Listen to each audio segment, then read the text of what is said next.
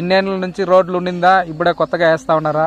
మా తాత వాళ్ళు వచ్చి 35 ఏళ్ళు అవుతా ఉంది, 35-40 ఏళ్ళు అవుతా ఉంది ఇటుకి వచ్చి, ఈ ప్లేస్ కి వచ్చి.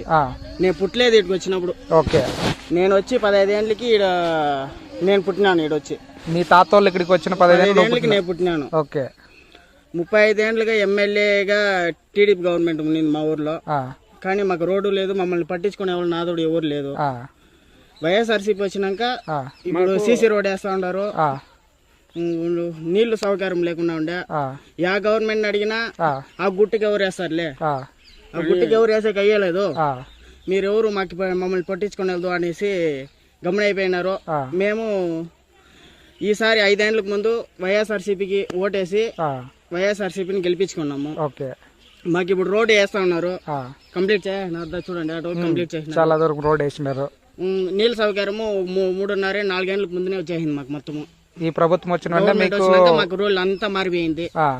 దానికి ముందు మేము ఏమన్నా టీడీపీ వాళ్ళని అడిగకపోతే మీ ఆ గుట్లో ఉండారు, మిమ్మల్ని ఎవరు పట్టించుకోకుండా ఉండ్రి. 35 ఏళ్ళకి ఎమ్మెల్యేగా గెలుస్తా ఉన్నాడు నారా చంద్రబాబు నాయుడు గారు. కుప్పంలో 35 ఏళ్ళకి ఎమ్మెల్యేగా ఇచ్చేసినారు.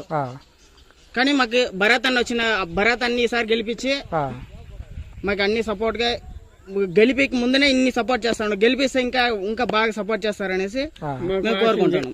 ఈసారి వైఎస్ జగన్మోహన్ రెడ్డిని గెలిపిస్తాము, కుప్పంలో ఎమ్మెల్యేగా భరత్ అని గెలిపిస్తాము అనుకుని మా వాళ్ళంతా ఫుల్ గా క్లారిటీగా ఉన్నారు, పక్కా క్లారిటీగా ఉన్నారు.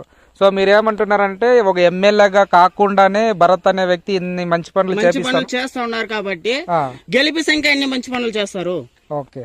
సో మీ నమ్మకం నిజమవ్వాలని మేము కూడా దేవుణ్ణి కోరుకుంటున్నాం. Thank you.